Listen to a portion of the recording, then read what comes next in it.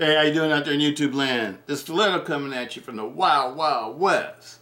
And today, got an unboxing for you. I know what this one is. And today we're going to do the unboxing with, yes, my Kiku. My 3-inch Kiku. This is the baddest 3-inch blade on the planet. This is my #1 favorite 3-inch knife. Absolutely. Look this thing's like built like a tank. This is the seal of the 3-inch blades. This is S.O.G, built like a S.O.G seal. Thick. These are thick stainless steel liners. They look like they're at least a millimeter or maybe 2 millimeters thick. I mean, they're really thick. And the blade, 3.8 millimeter blade stock. Look at the way it's ground. So that's thick all the way through the blade pretty much. That is a strong blade. And a strong reinforced tip.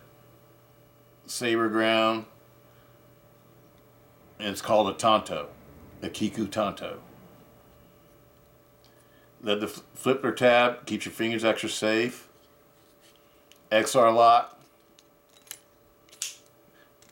Flavo Akuma IKBS ball bearing system. It's it's got black linen and micarta handle scales. This is a beautiful knife. Absolutely love it. I know it's only 3 inches. I know these cost like $189 normally. But I think it's worth that much, to tell you the truth. I think it is worth that much. It's one of the best functioning. Oh, by the way, this is an eBay purchase.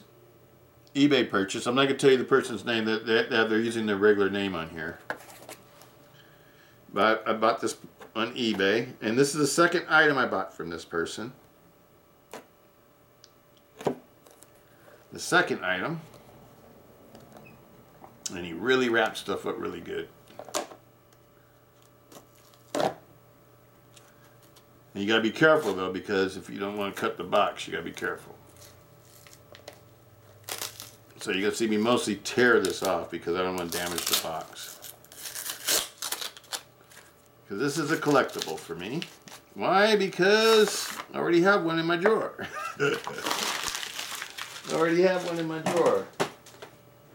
This one. Totally sealed up. Brand new. This is coming off of eBay purchase. That's what we've just been talking about. So this is not going to be a super long video. I just want to show it to you.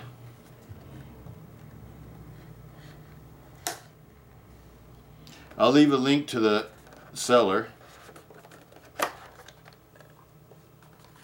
Brand new. There's the extra pocket clip.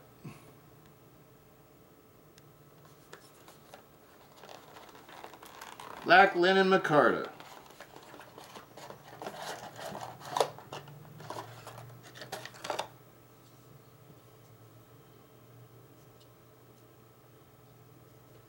Perfectly centered.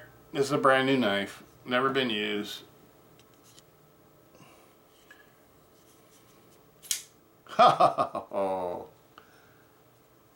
This one's one I've been carrying. I bought this one from him a couple weeks ago. And I liked it so much, yes, I went back and got another one. Why? Because this is going to get used a lot. And you know me, use one, collect one. And this is the collector. I love these Kikus.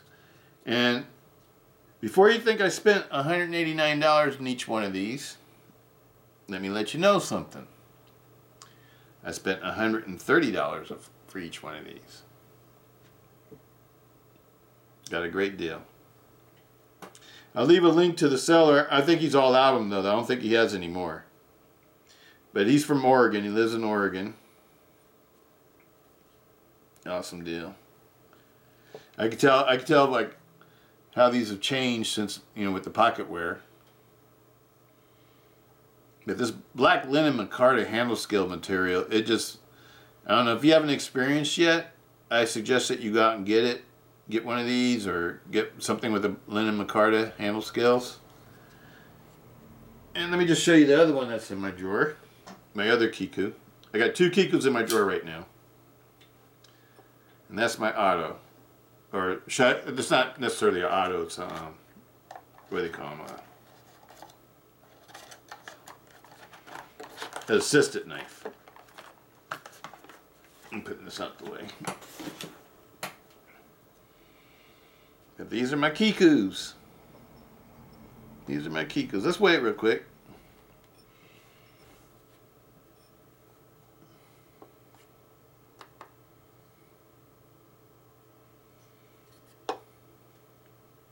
.9 ounces.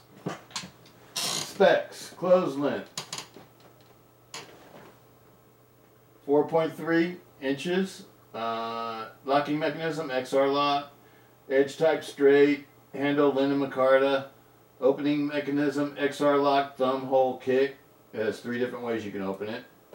Hardness, 61 to 63. 61 to 63 hardness. Country of origin, Taiwan. Blade length, 3.03 inches. Belt clip type, reversible low carry. Blade shape, Tonto. Engravable, yes. Blade steel type, this information is coming from the S.O.G site. Blade steel type, CTS-XHP. Handle color, black. Weight, 5.6 ounces. Both of mine weigh 5.9, I think. I think it was. Let's see what this one weighs. Yep, 5.9. 5.9. 5.9 ounces. This one weighs 5.6 ounces. Absolutely love the Kiku. This one has been going to work with me probably pretty much every day for last week. Excellent cutters.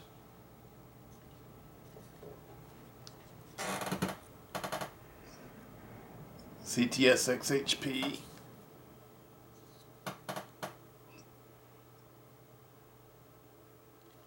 Absolutely love these. Now, as far as like the opening 3 different ways, yes, you can open it 3 different ways, but there's 2 nice and fun ways to open it. One's with the kicker or the flipper. 2 is with the lock, the XR lock itself. And 3 is with the thumb hole. Now the thumb hole part to open up with is not that comfortable, to tell you the truth. And yes, you can flick it. You gotta get better flick there. That was a fail. But it's kind of hard to do. It's not easy to do. It's just because of the angle. But it can be done. It can be flicked. But when you open it from this way with the thumb hole, because it's got like fairly sharp edges, and it sort of like bites down into your fingers, it's not that comfortable. You can do it. Like I said, you can do it. But you know, why do it like that if you got a flipper anyway?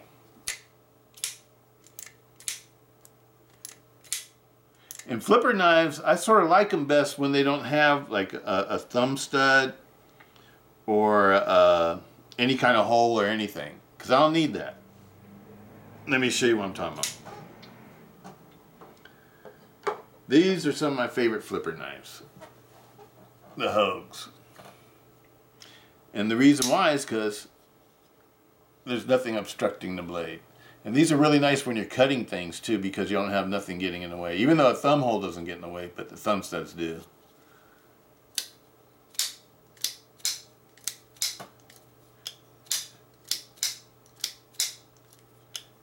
Absolutely love the S.O.Gs. It's probably my favorite button lock.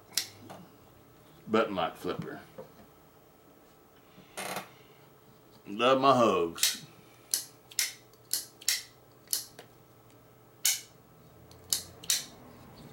Love them.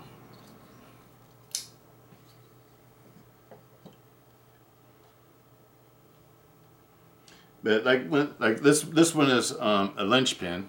It's another one that's in my drawer for this year. This one replaced the Clever Girl. It took the Clever Girl slot.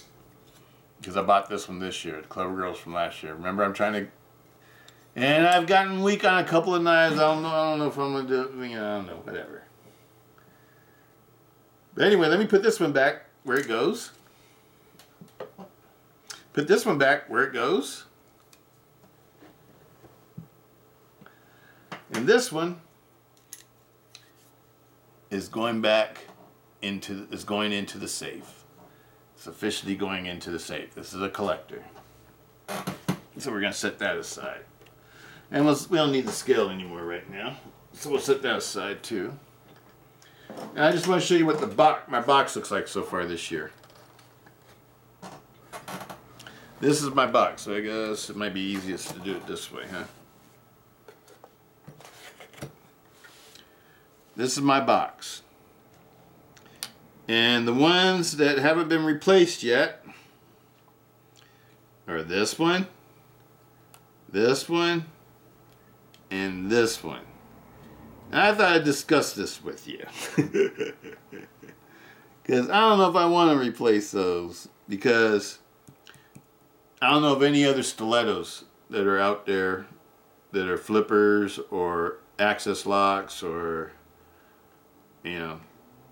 There are some more of these, and this one might still get replaced if it's a serrated one. If I'm able to get a hold of the new serrated Ti-Lite VI with the Kris blade, because I sort of want to have that one in my box. But I absolutely love this knife so much, just to say. And it was a lot. It was a lot to make this knife too. So it's got a lot of my labor and my personal time into it. So I really like this one.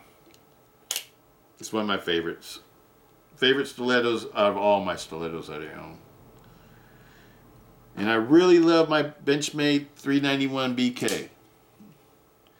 I absolutely love this knife. It is super lightweight, easy to carry, and it's big. It's got a 4.5 inch blade. It's a beefy long knife, and it doesn't cost. I mean, it doesn't weigh anything. You know, it's sort of taking my Frenzy's place. And we all know I love this one. This one's probably had some of the most pocket time for work, because this is an excellent work knife because it's lightweight, it's fun to play with, it's not too loud. So when I'm playing with it, it doesn't make too much noise. Absolutely love it. So my Pentagon, my S.O.G Pentagon, my Benchmade 391 BK, and my Cold Steel Ti-Lite VI, custom made by me. Collectible Ti-Lite VI, Kris, Lynn Thompson Kris, number 154. I think these might be staying in my box. But so far, all these other knives, these are all new for this year. This one this one was in January, I think it was. And this is the SR1 Tonto Cold Steel. SR1 Light. Absolutely love these knives. Absolutely love the SR1 Light. And I don't know if I released a video on this one. I made a video. I don't know if I released it. I might have forgot to release it. But I just got this one a couple weeks ago. And this is an Ultimate Hunter. I was luckily able to find one that was in mint condition, that was in somebody's collection. And yes, it's a CTS-XHP. It's a CTS-XHP Ultimate Hunter. I had never bought one of these because I had my American Lawmen, and I like those a little bit better. But after getting one of these, I really like this one too, though. It's sort of like in between an 80-15 and an American Lawman, as far as like the way it feels in my hand. I mean, it has a really good grip. Let me put it that way. It feels really good in hand, has a really good grip, and the blade looks like it would be a good knife for a hunting knife. Because of the shape of the blade. I really like it. That one's in the box this year. Even though it's a CTS-XHP, they're still making this, but they're making it with S35VN. I may eventually get one of those too, now that I got this one. I see that I really like it. But this one's going to be in my box. And after that, we got another new one that you guys have seen the video on. I love these XRs. XR they call it assistant knife holders or whatever. They're not total switchblades because you have to use the thumb stud to open it. So it's called assistant knife. These are legal in California. I found out these are legal to carry in California. These don't fall underneath the switchblade laws like I thought they did. So it's okay to carry these in California. Now, in California, as you know, every little township and every city and town is different from everybody else. So wherever you live in California, always check your laws in your area. And I understand, I read up on a law that I'm not sure if I interpret it right, but I'm going to let you know what I thought it said. If you live in an area, let's say, where it's okay to carry 4-inch blade knives, and you go in and you leave that area and you go visit somebody in another area or another township where you're only allowed to carry 3-inch blade knives, if you get stopped by the police, it's not a misdemeanor or anything like that. It's not something you can get in trouble for, because according to this law, the police have to go by wherever you came from. So if you came from an area where a 4-inch blade was allowed and you're in an area where 3-inch blades are only allowed, you're still okay.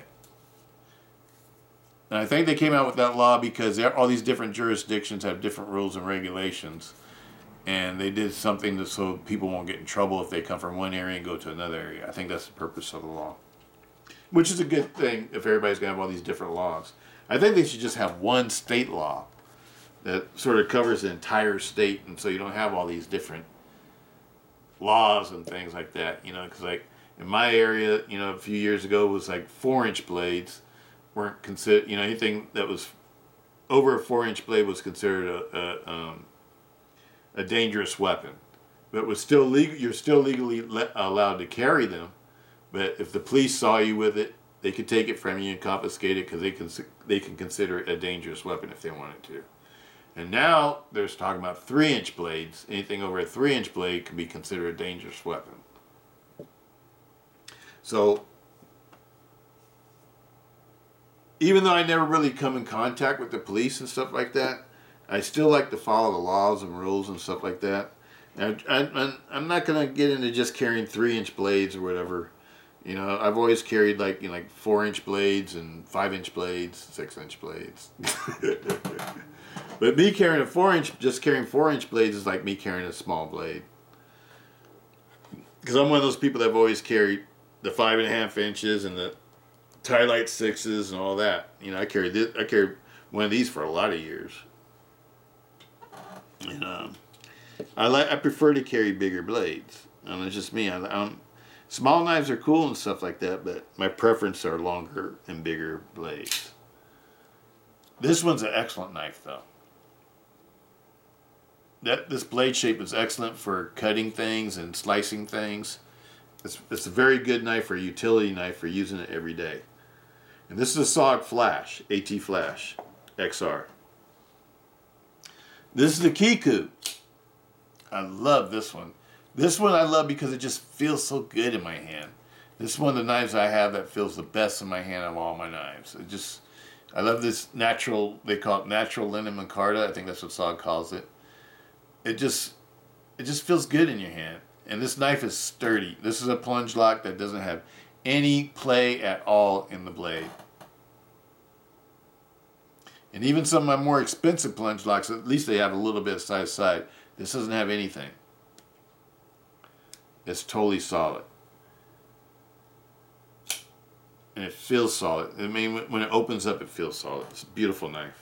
Absolutely love it. And this is S.O.G Kiku, Assisted Kiku. We don't need to go on these three. You guys know about these three. And over here, I absolutely love the X5. This is a Hogue X5 with CPM 154 stainless steel. And the S.O.G Kiku, this one's S35VN. This S35VN. And this one is D2. D2. CTS-XHP for the American Hunter. I mean for the Hunter. And 8CR13 MOV for the SR1 Lite. This one right here is 440C. This one right here is D2. And this one right here is CTS-XHP. And now we're over here, CPM 154. Powdered steel. Absolutely love these. I'm not going to spend too much time on the Hogs because I've done lots of videos for you guys on Hogs, so you guys know about these Hogs. This is my Harley Davidson Hog that's in my box I've been carrying. Absolutely love it. CPM 154. This one is a corrupt, German corrupt steel 4116, which is equivalent to like 440 or so. It's supposed to be better than Oz 8 for its edge holding. And it's a durable steel too. Often used for culinary. Absolutely love it. And this is the Deadbolt. Flavio Kuma. This is a Flavio Kuma design if I'm not mistaken. Yeah, Kuma design. Linchpin. This and the Seismic are his designs for the deadbolts that you get from CRKT. Absolutely love it. Super comfortable in the hand.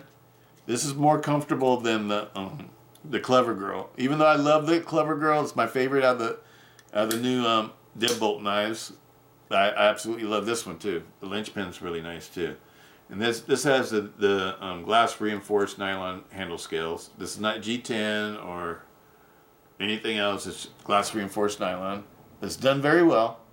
Doesn't look cheap. It looks like G10, but it's not.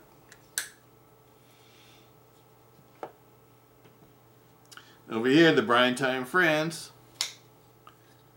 5mm, 6061 aluminum scales, 5mm handle, blade. It's a 154 CM, so it's not the powdered steel. It's got a stonewash finish. Hollow ground Tonto blade. Absolutely love this knife too. It's one of my favorite plunge locks. It's got that Flavio Kuma IKBS ball bearing system. Absolutely beautiful knife. Highly recommend it.